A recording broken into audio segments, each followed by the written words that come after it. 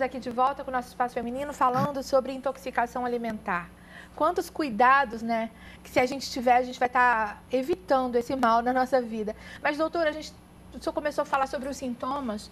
Quais são mais os sintomas e o que pode estar levando a piorar, a acontecer algo pior? Então, tudo começa primeiro com o paciente quando ele chega no consultório. O que é importante, o médico ou na história do paciente, você saber? Primeiro, saber se ele andou viajando para algum lugar.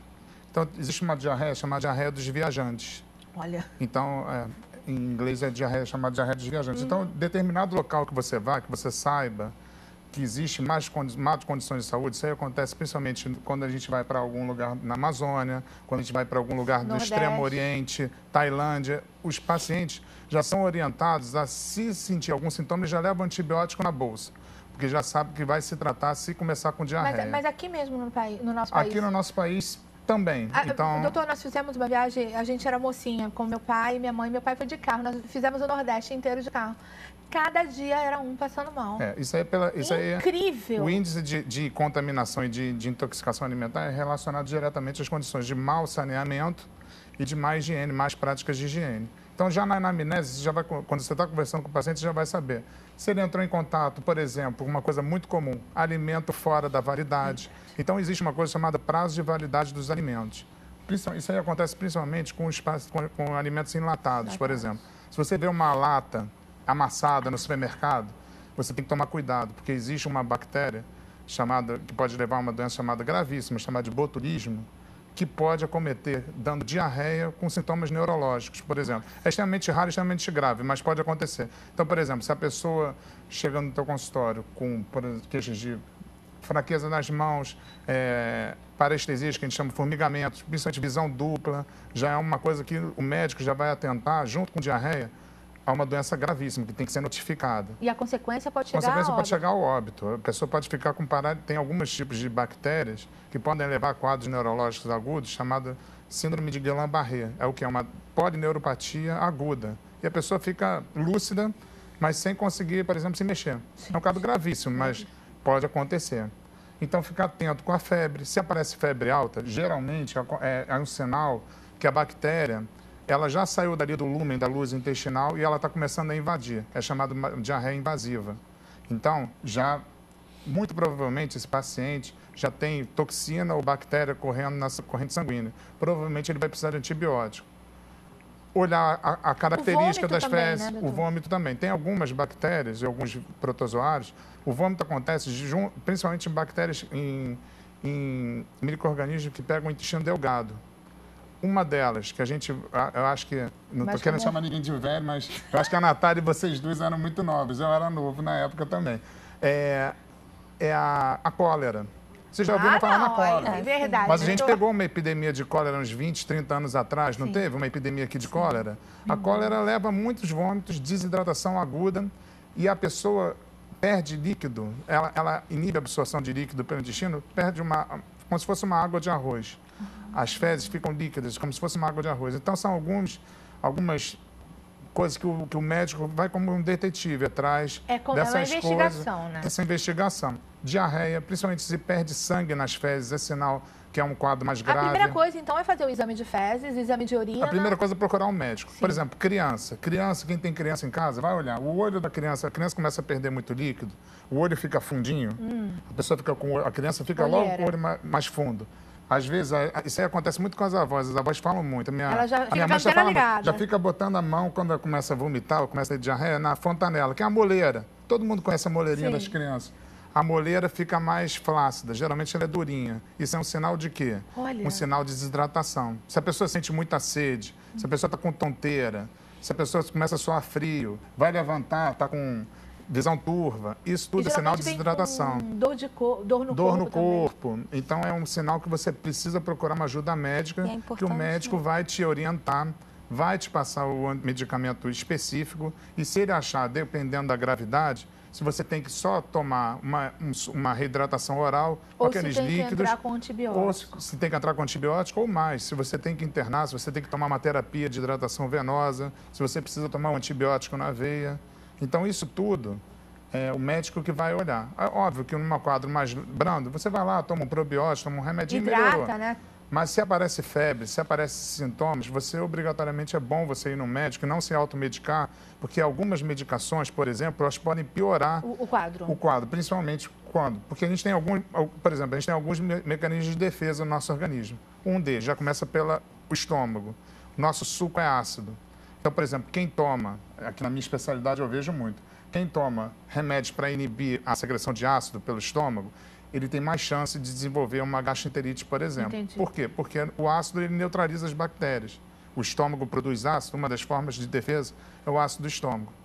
Então, as pessoas que têm mais constipação, que tomam remédios para constipação, numa gastroenterite, ela tem mais chance dessa bactéria se proliferar ali. A gente entra na automedicação, né? Que é sempre Então, importante a gente estar lembrando que isso é um risco absurdo. Então, tem, por exemplo, alguns remédios que eles inibem a vontade de evacuar. Esses remédios, muitas pessoas vão falar, pô, esse remédio tem que ser prescrito por um médico. Quando você vê aquela propaganda do remédio e tal, que tem que ser prescrito pelo médico, é porque o médico ele vai ver se você tem condição ou não. Se for uma diarreia invasiva, como a gente fala, com febre, com sangramento, e você toma um remédio que diminui o trânsito do intestino, isso aí pode dar uma consequência grave das bactérias ficarem se proliferando ali, dá um quadro chamado de megacolon. O intestino distende e aquilo forma como se fosse uma fonte de lançar bactéria para a corrente sanguínea. Leva uma sepsemia. Olha que...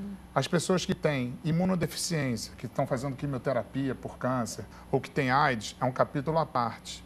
Então, qualquer imunodeficiência... É totalmente diferente. É totalmente diferente, os micro-organismos são diferentes. Alguns micro-organismos que a gente não encontra na gente, como dando diarreia, que são micro-organismos normais, eles podem dar diarreias devastadoras. Pessoas que são idosos e as crianças, elas desidratam com muita facilidade. Então, o que acontece? O idoso e a criança são pessoas que, às vezes, você vai ter que entrar com uma medida mais enérgica para você fazer o diagnóstico e tratar. Agora, doutor, nem sempre a gente descobre onde é que nem ficou, sempre que pegou, encontra, né? Mas, assim, o médico ele funciona como se fosse um detetive. Geralmente, quando a diarreia ocorre em surtos, por exemplo, alguns navios, você está num navio de férias e você começa a ver que uma população toda está naquele navio, está começando a ter diarreia, aquilo ali é um surto de diarreia. Sim. Geralmente tem uma fonte comum.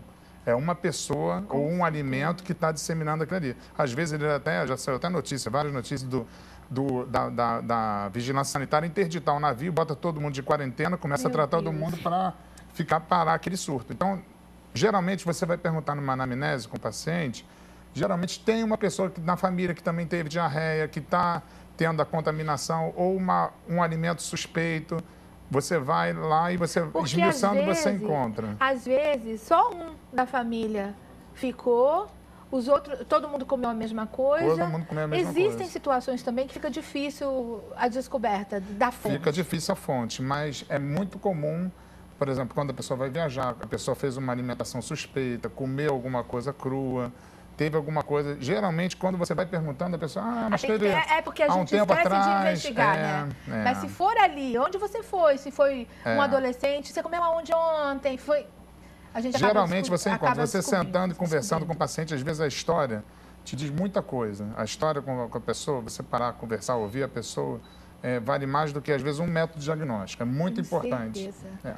E, Natália, você falou que a gente, no outro bloco, a gente falaria sobre os métodos de prevenção em casa, né? Em casa. Então, é muito importante, assim, em casa, quando a gente está preparando os alimentos, é importante, se a gente está ali fazendo 2 pratos, eu estou fazendo um frango e estou fazendo ali uns legumes, a gente separar os utensílios. Tem uma contaminação que a gente chama de cru cozido, ou seja, a faca que eu cortei o frango cru, essa faca ela não pode retornar a nenhuma preparação que já foi cozida.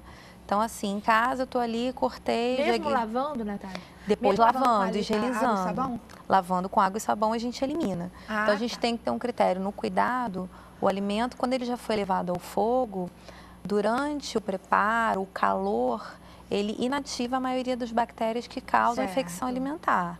Então, nesse alimento, eu não posso lançar ali nenhuma vasilha que estava com frango cru ou nenhum utensílio que estava com... sempre tudo muito limpinho. Isso é muito importante. E assim, a gente... Está usando para alguma coisa determinado utensílio, termina aquilo ali, lava, deixa ele bonitinho para ser usado de novo. Isso é bem importante. E ler sempre as embalagens dos alimentos porque ali a gente sempre tem, no caso de alimentos industrializados, né? A gente sempre tem nas embalagens a indicação de uso. Então, assim, a gente tem a validade, que é quanto tempo aquele produto dura, durante quanto tempo o consumo daquele produto é saudável, é seguro. E a gente tem informações no rótulo, tipo, após aberto, mantenha em geladeira e utilize em até 5 dias. Agora, Natália, e o freezer? Geralmente a gente compra carne e congela, né? Porque carne é difícil você ir todo dia comprar carne, né? Como faz? Quanto tempo? O ideal é assim, chegou do mercado, divide as porções que a gente vai utilizar, põe em saquinhos e já leva para o freezer já em porções de acordo com o que você vai utilizar. Retira, já utiliza de uma vez só. Exatamente. Então, assim... Quanto tempo pode ficar no freezer uma carne que eu comprei hoje? Olha, isso é muito indiferente, Adriana. Assim, a gente pode ter um congelamento de até 1 ano, desde que seja congelado bem na temperatura adequada, que não houve queda de tensão, que não houve interrupção no fornecimento de energia. A gente pode ter um congelamento de até 1 ano, desde que a gente não descongele aquele alimento e aquele alimento retorne ao freezer, porque aí além dele perder a característica do alimento, ele vai ficar vulnerável ao crescimento microbiano. Eu gosto muito de churrasco. Assim, quem gosta, eu congelo muito carne. Eu 3 meses com a carne, 3, 4 meses com a carne dentro do couro, eu já tiro. Também. E assim, uma dica que é boa é você embalar. Quando você corta a carne, você tira o ar todo do coisa. E eu faço assim, eu pego aquele papel filme, 8 vezes eu enrolo ali e coloco. Aí quando você vai descongelar, você descongela também devagar, não pode ser rápido. Entendi. Você vai descongelando devagarzinho, que aí você mantém o líquido da carne, aquela carninha com... Gente, são vários cuidados, né? Que se a gente prestar atenção... Vamos estar sempre dentro quer dizer, fora dos riscos. A gente vai chamar a nossa dica e já voltamos. A água é a bebida mais consumida em todo o mundo. Barata e livre de calorias, ela é essencial para a manutenção da beleza e para o bom funcionamento do organismo. Muita gente, no entanto, não sabe qual deve ser a quantidade correta de água a ser ingerida diariamente. Afinal, este cálculo deve ser personalizado para que não aconteça um excesso que poderia ser até prejudicial à saúde. Os alimentos também são boas fontes de água e devem ser levados em conta.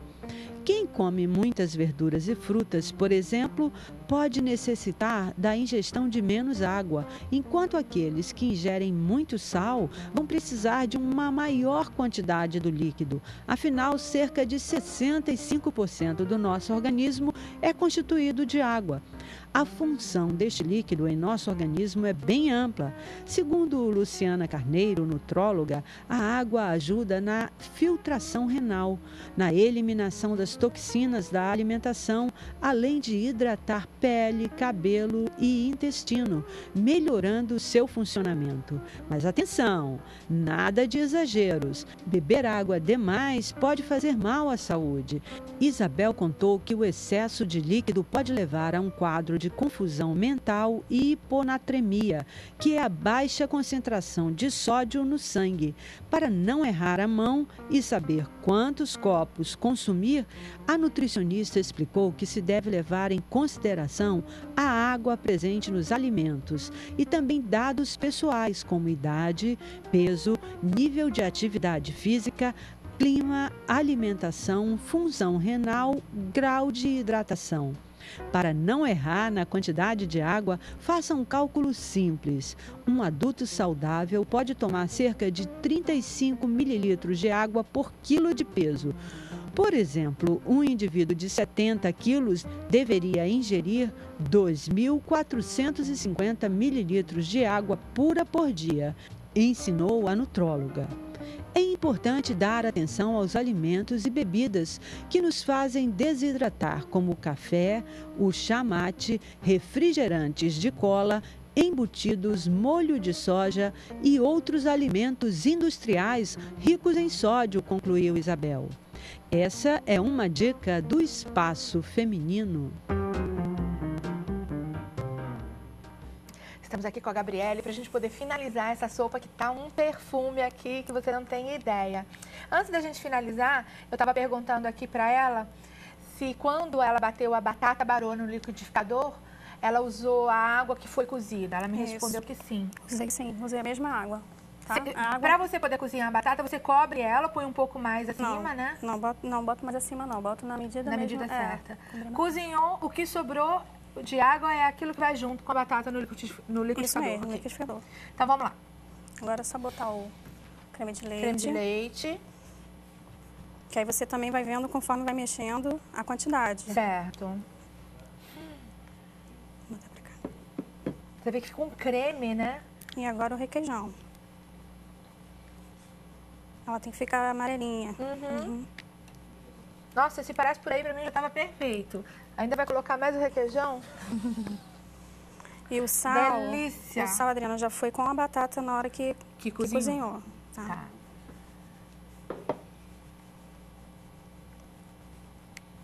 Na verdade, quando a gente passou a cartelinha, nós pusemos a quantidade certa para aquele tanto de batata baroa, Isso. né? Ok. Tá. Já tá ficando no ponto. Ó. Isso não é nem entrada, isso é prato principal, na verdade. Olha a consistência, tá de creme. Dependendo do gosto da pessoa, se quiser colocar um pouco mais de água para ficar mais ralinha. Mais ralinha. Você prefere como? Ela mais encorpadinha? Eu prefiro mais assim? encorpada. Eu acho que eu também prefiro mais encorpada. Mais sustância. Não rende muito, mas É verdade. fica mais gostosa. Agora é isso, só já tá pronto. Só Depois que eu montar o prato. misturo, é só mesmo o tempo de incorporar todos os ingredientes. Não Isso. precisa ficar aí não, né? Até porque dizem que quando a gente adiciona creme de leite em algum prato, se ficar fervendo muito, ele pode talhar. Exatamente. Então, por Vamos isso, não desligar. vamos ferver muito. Já Já estava tava tudo quente. Isso. Já tava quentinha. Vamos montar o nosso pratinho.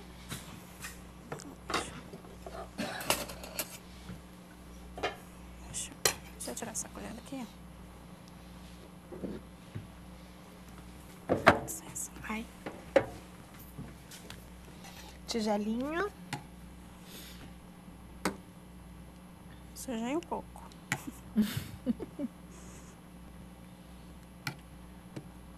Tá com a cara boa, né? Muito, muito.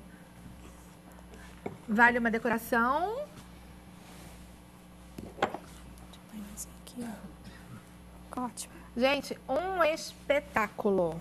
Perfeita. Ah, não tem problema. Nós vamos deixar para provar no próximo bloco, porque agora nós vamos para um intervalo rapidinho e já voltamos.